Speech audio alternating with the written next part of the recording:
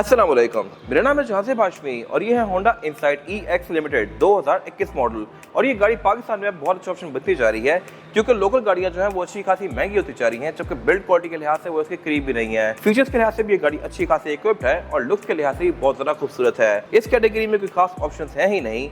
ये basically civic x पे based है लेकिन हाइब्रिड है, तो आपको एवरेज भी अच्छी देगी और परफॉर्मेंस भी इसकी बहुत ज़बरदस्त है। फीचर्स भी इसमें सिविक 11 जेन से ज़्यादा बेहतर आते हैं, जबकि गाड़ी प्राइस पॉइंट के लिहाज से उसके आसपास ही रिवॉल्व करती है। अगर आप 2017-18 की गाड़ी लेंगे तो आपको तकरीबन स्पोर्टेज की प्राइस में मिल जाएगी। तो मेरे ख्याल से गाड़ी टोटली वर्थ इट है। फिलहाल अगर बात की जाए स्पेसिफिक गाड़ी की प्राइस की तो इसकी डिमांड 1,27,00,000 है। ये 21 मॉडल है, 25 इंपोर्ट है और सेकंड मोड स्पोर्ट के पास अवेलेबल है।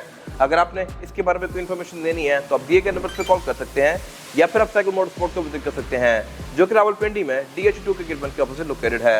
हमारी एक और ब्रांच भी है रावलपिंडी में मरी रोड पे। खैर, overall it's a great hybrid sedan and today I'm going to review it.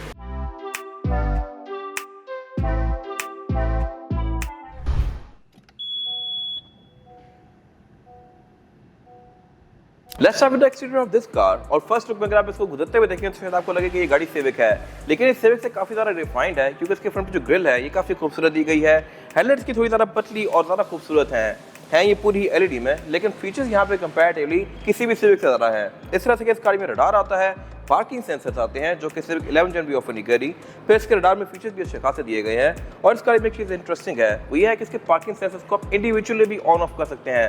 यानी कि अगर मैंने सिर्फ अगले ऑफ करने हैं पिछले ऑन रखने हैं तो मैं वो भी कर सकता हूँ, या सिर्फ पिछले ऑन अगले ऑफ तो मैं वो भी कर सकता हूँ। ये मेरे ख्याल से बड़ी मजे की चीज़ है और मोस्टली गाड़ियों में नहीं आती। खैर, इसके अलावा इसके बोर्ड की कट लाइन्स काफ़ी स्ट्रॉन्ग दी गई हैं। फॉग लैम्प भी इस गाड़ी में दिए गए हैं जो कि LED में है और होंडा की मोस्टली कार्स में ये ऐसे ही आ रहे हैं। ऊपर यहाँ पे काफी सारे सेंसर्स दिए गए हैं जो कि इसके बहुत सारे फीचर्स को इनेबल करते हैं। और इस गाड़ी में एक और वर्जन भी आता है ब्लैक एडिशन वाला। वो गाड़ी होती ही ब्लैक है और उसकी ग्रिल सारे जितने भी क्रोम है वो सब कुछ शेडो क्रोम होता है और इस गाड़ी का इंटीरियर भी अल्केंटारा वाला होता है। मेरे ख्याल से ये गाड़ी ज़्यादा मजेदार है क्योंकि इसमें सीट्स लेदर और फैब्रिक कॉम्बिनेशन में आती हैं। उसकी सीट्स ऑलमोस्ट पूरी ही लेदर की होती हैं। खैर, ये सब मैं कवर करूंगा आगे जाके। फिलहाल अगर बात कीजिए इस वाले एरिया की तो यहाँ भी फीचर्स डिसेंट हैं। इस तरह से कि इस गाड़ी के रिम्स कंपैरेटिवली सिविक से ज़्यादा बड़े हैं। साइड मिरर्स के रिट्रैक्टेबल, एडजस्टेबल और में ऑटो का फीचर भी है। प्लस यहाँ पे क्रोम की फ्रिल्स एक्स्ट्रा दी गई हैं। फिर इसके साइड मिरर में ब्लाइंड स्पॉट मॉनिटर्स भी आते हैं और इसके अलावा फॉग लैंप्स भी आते हैं। ये चीज़ें आपको काफ़ी कम गाड़ियों में देखने को मिलती हैं। और जहाँ तक बात है साइड प्रोफाइल की तो है तो ये गाड़ी सेडान और C सेगमेंट की, तो आपको वैसे इतने पैसों में इससे बड़े साइज की गाड़ियाँ मिल जाती हैं, लेकिन उन गाड़ियों में तो फीचर्स नहीं होते, ना ही ऐसी बिल्ड क्वालिटी होती है। अगर बात की जाए इस गाड़ी की तो इसमें यहाँ पे अगेन वेलकम लाइट्स दी गई हैं जो कि इसकी फील को बेहतर बनाती हैं। इसमें स्मार्ट एंट्री आती है। एंट्री और एग्जिट भी इस गाड़ी में आसान है और उसके अलावा इसकी सीट्स हैं भी इलेक्ट्रॉनिकली एडजस्टेबल। इनको आप बटन से आगे पीछे कर सकते हैं। ये चीज़ सिविक 11 जेन में भी नहीं आई जो कि 1 करोड़ रुपए की है। इसके जो डोर पैनल्स हैं ये पूरे ही लेदर की फिनिश में है और बिल्ड क्वालिटी के लिहाज से ज़्यादा बेहतर है। फीचर्स भी बेहतर है क्योंकि इसमें ट्विटर्स आते हैं। लोग पाकिस्तानी सिविक लेके उसके डोर पैनल्स को इससे रिप्लेस कर लेते हैं और वो गाड़ी थोड़ी ज़्यादा प्रीमियम हो जाती है। बाकी इसके अलावा इसमें सनरूफ नहीं है। इनसाइड मेरे ख्याल से सनरूफ ऑफर नहीं करती। और इसके अलावा ग्राउंड क्लियरेंस के लिहाज से गाड़ी कुछ पाकिस्तान में शायद थोड़ी सी तंग करे क्योंकि ये गाड़ी काफ़ी लो है। अगर आप इसके टायर्स की प्रोफाइल को थोड़ा मोटा कर देंगे तो फिर ये गाड़ी बिल्कुल तंग नहीं करेगी। और जहाँ तक बात है इस गाड़ी के इस वाले एरिया की तो ये स्पोर्ट बैक शेप में है, यानी कि ऑडी A5 वगैरह की तरह। इसकी रूफ बैक पे आते आते बिल्कुल डिग्गी तक कंटिन्यू कर जाती है। और इसके अलावा जहाँ तक बात है डिग्गी की और फेंडर की तो ये पाकिस्तानी सिविक से काफ़ी डिफरेंट है। रेयर एंड इसका ऑलमोस्ट पूरा ही रीडिज़ाइंड है। बाकी गाड़ी all wheel disc brake offer करती है। इसके रिम्स थोड़े से क्लोज हैं और इसकी वजह क्या होती है वो मैं कवर करूंगा आगे जाके। फ्यूल टैंक इसमें आप इसी तरह से ओपन कर सकते हैं हाथ से, लेकिन इसकी जो रेंज है एक टैंक में वो कंपैरेटिवली सिविक से बहुत ज़्यादा है क्योंकि ये गाड़ी हाइब्रिड है और फ्यूल बहुत सेव करती है। फिर इसमें क्वार्टर ग्लास भी दिए गए हैं, शार्क फिन एंटीना है और बैक पे भी ऑब्वियसली काफ़ी प्रीमियम है क्योंकि इसमें पार्किंग सेंसर आते हैं, रिफ्लेक्टर्स दिए गए हैं, टेल लाइट्स इसकी LED में है और इसके अलावा इसका टेल गेट आप रिमोट से भी अनलॉक कर सकते हैं। यहाँ पे इसका स्मार्ट अनलॉक भी दिया गया है। फिर इसके अलावा इसकी जो रेयर बेंचेस हैं ये 60-40 स्प्लिट के साथ हैं। इनको फोल्ड करके आप इसकी ट्रंक कैपेसिटी और ज़्यादा स्पेशियस बना सकते हैं और ये चीज़ बहुत ही कम गाड़ियों में आती है। पाकिस्तानी सिविक आज तक ऑफर नहीं कर रही। स्पेयर टायर इस गाड़ी में नहीं आता क्योंकि यहाँ पे इसका बैटरी पैक दिया गया है। नीचे यहाँ पे इसकी सिर्फ टूल किट वगैरह दी हुई है और पंक्चर रिपेयर किट, लेकिन स्पेयर टायर ये ऑफर नहीं कर रही। ट्रंक की इंस्टॉलेशन यहाँ पे ऑन पॉइंट है। एग्जॉस्ट बैक पे की ऑफर करती है, लेकिन इस गाड़ी में एक चीज़ एक्स्ट्रा है कंपेयर टू पाकिस्तानी सिविक और वो ये है कि इसमें ये ट्रंक स्पॉइलर दिया गया है। ये कोई बहुत ज़्यादा एरोडायनामिक नहीं है, जस्ट लुक्स को बेहतर बना रहा है और इसके अलावा यहाँ कुछ खास है नहीं। और अब अगर बात कीजिए इस गाड़ी के इंटीरियर की तो यहाँ पे आपको डोर पैनल्स तक की गाड़ी सिविक जैसी लगेगी, लेकिन डैशबोर्ड इसका ऑल टुगेदर रीडिजाइंड है। यहाँ बिल्ड क्वालिटी बहुत बेहतर है, मटेरियल्स भी और फीचर्स भी। ये सब मैं कवर करूंगा। फिलहाल अगर बात की स्टीयरिंग की, तो ये स्टीयरिंग व्हील पूरा ही लेदर की फिनिश में है और ये है भी मल्टीमीडिया वाला, लेकिन मल्टीमीडिया के कंट्रोल्स यहाँ पे भर भर के दिए हुए हैं।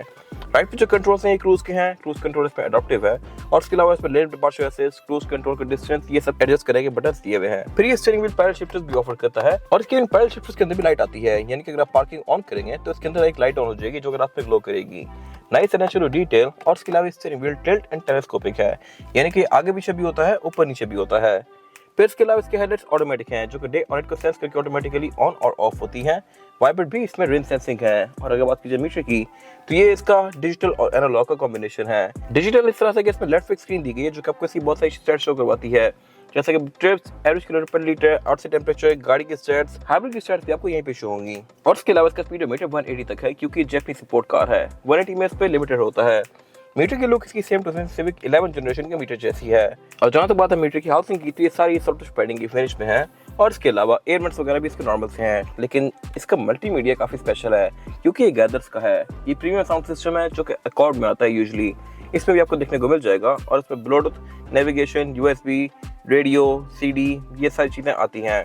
इसको मैं इस तरह से इजेक्ट करके यहाँ पे सीडी इंसर्ट कर सकता हूँ लाइक दिस। और इसके अलावा इसमें एसडी कार्ड भी लगता है। क्लाइमेट कंट्रोल इस गाड़ी में डुअल जोन आता था इतना पहले से। और इसके अलावा इसकी फ्रंट दोनों सीट्स हीटेड भी हैं, साइड मिरर भी इसके हीटेड है। और इसके अलावा नीचे इसका गेट सेलेक्टर दिया गया है जो कि शिफ्ट बाय वायर है। ये बेसिकली बटन्स है जैसा कि सोनाटा में आते हैं। और इसके अलावा इसमें हैंड ब्रेक इलेक्ट्रॉनिक आती है। पीछे ब्रेक होल्ड दिया गया है, ड्राइव मोड सेलेक्टर दिए गए हैं, सारा पे फोन रखने की जगह दी हुई है और यहाँ पावर आउटलेट्स हैं।